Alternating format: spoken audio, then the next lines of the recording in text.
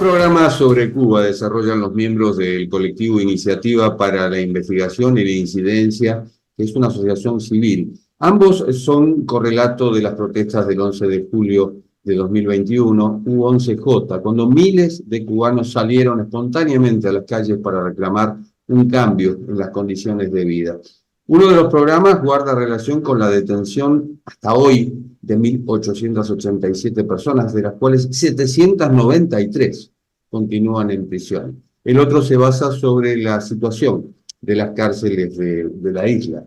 La revolución cumplió este 1 de enero 65 años sin visos de cambio, con el ex dictador Raúl Castro, de 92 años, encabezando las celebraciones y alzando la mano de su sucesor, de Miguel Díaz-Canel.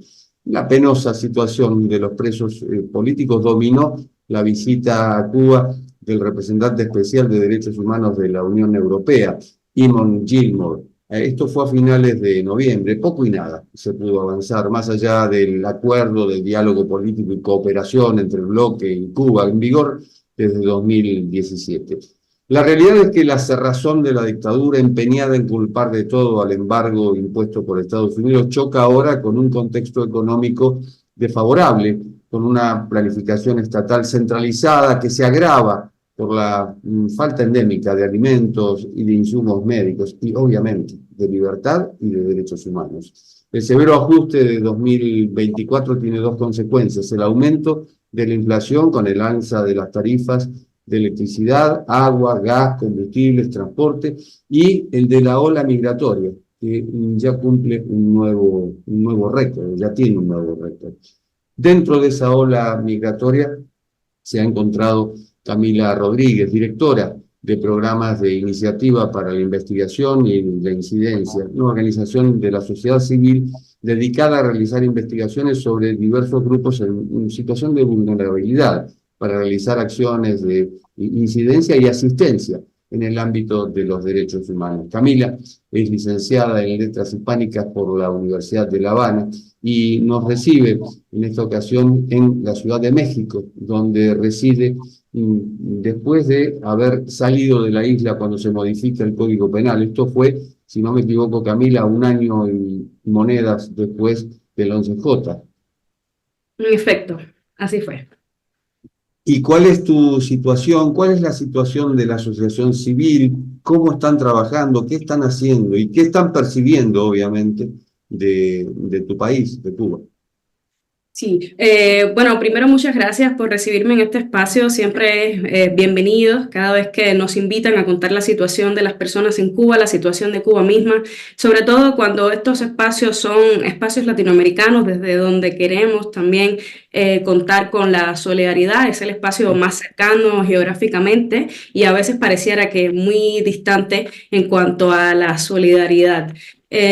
Como decía Jorge, yo me encuentro en México ahora, estoy exiliada como cientos de cubanos que han salido de la isla en los últimos años, pero sobre todo han salido luego de las protestas de julio de 2021 como consecuencia de la represión dentro de la isla. Se habla mucho del exilio cubano, el exilio económico, o sea, mayoritariamente por razones económicas. Sin embargo, nos hemos dedicado a hacer el análisis y la interpretación de este nuevo contexto como un contexto de migraciones políticas. Muchas de las personas que han salido del país han salido porque han participado en protestas, porque sus familiares han participado en protestas o porque han sido protagonistas o han participado de algún modo, ya sea de manera secundaria, en algún momento del nuevo despertar cívico cubano, que de algún modo lo podemos asociar con el movimiento San Isidro, con la represión propia del movimiento San Isidro, el surgir de la asociación, del grupo 27N, del cual también en algún momento fui parte. Y esto es lo que está sucediendo mayormente con la sociedad civil. La sociedad civil en Cuba está ahora mismo fuera del país o está dentro de las cárceles cubanas. Muchos de los integrantes de organizaciones de la sociedad civil, periodistas independientes, defensores de derechos humanos, se encuentran en estos momentos en prisión en Cuba con condenas de hasta 10 años de privación de libertad. por el ejercicio de sus derechos, por intentar construir una Cuba mejor para todos, justamente para hacer el monitoreo y el seguimiento preciso de todo ese nuevo acontecer. Es que surge Justicia 11J, que es uno de los programas que trabajamos debajo de la figura de Iniciativa para la Investigación y la Incidencia. Es una asociación civil mexicana recién fundada el año pasado, luego de mi salida de Cuba, con la entrada en vigor del nuevo Código Penal. En Justicia 11J, como comentaba, llevamos esta cifra sobre las personas que han sido detenidas en protestas, eran las que mencionabas al inicio del programa. Y en el Centro de Documentación de Prisiones, entonces hacemos seguimientos de qué sucede al interior de las cárceles del país. Mensualmente llevamos un registro de eventos, de incidentes, de hostigamiento y represión, pero también incidentes que tienen que ver con la negación de atención médica y con la utilización de la atención médica o la negación de la atención médica propiamente como una forma de tortura dentro de las cárceles del país. Dentro de Cuba, solamente en las cárceles pueden acceder medianamente a la salud aquellas personas que no son críticas con el gobierno. Insisto, no hay condiciones dentro de las cárceles. La salud no es que sea un derecho al que acceden libremente y en buena manera todos los cubanos que por alguna razón están dentro de la vida penitenciaria, pero los presos políticos son justamente quienes menos tienen acceso a ella. Y quienes son también víctimas entonces de muertes bajo la custodia del Estado, justamente por esta falta de negación médica. El Centro de Documentación de Prisiones Cubanas tiene un registro entre 2023 y 2024, porque ya contamos la primera muerte en prisión de 2024 de 24 personas. 23 personas, perdón, muertas solamente y en prisión, y es más o menos lo que hacemos para estudiar el contexto cubano. Entendemos que lo que sucede en las cárceles y lo que también sucede a los presos políticos es una manera de resumir ese universo Cuba tan difícil de rastrear cuando la sociedad civil está tan fragmentada, cuando la sociedad civil está mayormente fuera del país. Es una manera de sentar la alarma de qué puede estar pasando afuera y que no estamos viendo tampoco. ¿Por qué crees que gobiernos que se llenan la boca hablando del respeto a los derechos humanos hacen caso omiso de los presos políticos en Cuba?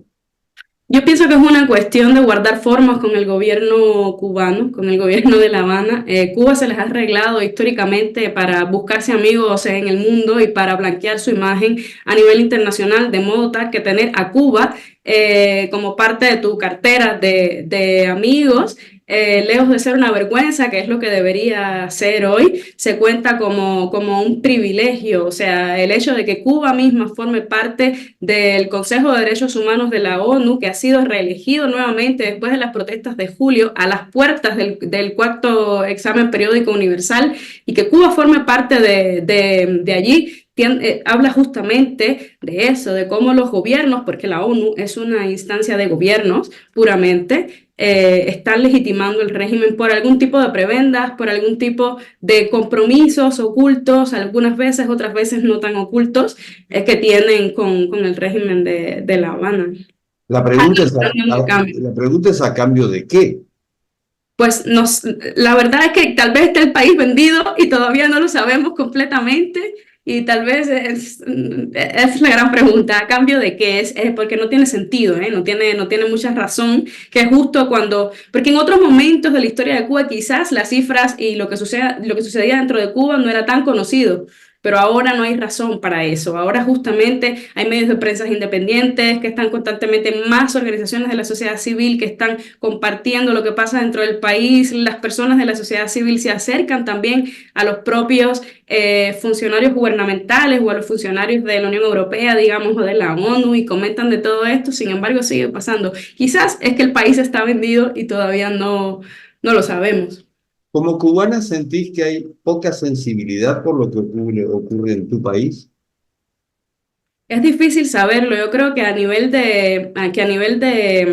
de las personas, de sociedades, como de pueblos, estamos muy hermanados. Las personas se sienten muy conmovidas con lo que pasa dentro de Cuba, forma también parte de mi experiencia nueva en México. Uno se acerca, preguntas, uno cuenta y se siente la solidaridad, se siente ese deseo del apoyo, ¿no? Y de entender, porque muchas veces lo que pasa es que no entienden. Ponen como el referente de Cuba la salud, la educación, y luego uno pone un poquitito de contexto solamente y las personas se sienten conmovidas por todo lo que pasa allí. Y a niveles de gobiernos, bueno, lo que veíamos. Yo creo que hay un poco de esperanzas ahora que justo terminó el cuarto ciclo del examen periódico universal a Cuba, que más de 60 países emitieron recomendaciones al Estado cubano tan fuertes en materia de libertades de presos políticos, en materia de libertades civiles y políticas, en materia de condiciones de prisiones, de la firma de protocolos internacionales. Uno se siente que no está del todo solo, que los países de algún modo están apoyando. Y yo creo que el escenario del 11 de julio también fue como un nuevo despertar. Espero que cada vez sean más los gobiernos que nos apoyen y que decidan dar el paso al frente. Yo creo que es como justamente eso, ¿no? Como el momento de desligarse del régimen cubano por una cuestión de compromisos, por una cuestión de ética, de humanidad, es lo que tiene que seguir pasando, pero así lo percibo. Camila, ¿cómo tomaste la decisión de emigrar de Cuba? Pues fue por imposición, no fue propiamente una decisión venida de la nada, digamos, o por propia motivación. Como otros miembros de la sociedad civil, periodistas, defensores, yo también fui forzada por la seguridad del Estado a tomar una decisión. Teníamos una cartera muy limitada de opciones: colaborar con la seguridad del Estado, ir a prisión por el trabajo que estábamos haciendo de defensa de derechos humanos, por el apoyo sobre todo a las familias, o salir del país, abandonar el país. Yo, como digo en conversaciones más informales, yo por un poco de tiempo estuve en rebeldía: me quedo, sigo haciendo mi trabajo, pero realmente trabajar bajo esas condiciones de represión, trabajar con una cámara fuera de la casa, trabajar con dos policías, cuatro policías, una guagua, dos motos, muchísima gente debajo de la casa, realmente supone mucha tensión.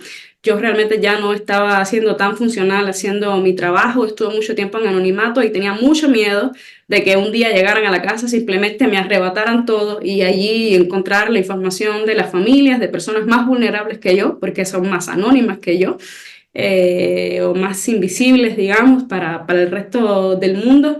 Y ahí fue cuando un día de claridad dije: hasta acá la rebeldía y hay que empezar a trabajar de otras maneras, hay que irse para poder garantizar el trabajo, además la estabilidad propia.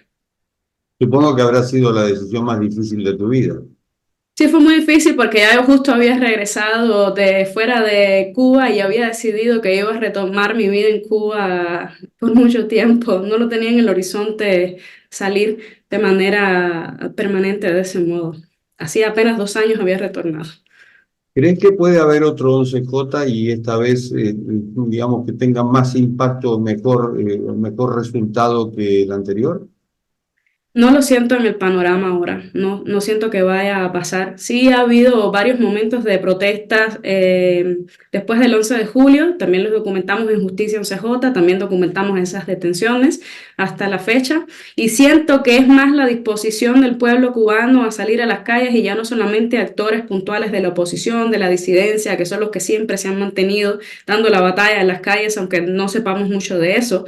El pueblo cubano sale de distintos modos, sale en pequeños grupos, sale en barriadas completas, sale de manera individual portando simplemente un cartel y nada más.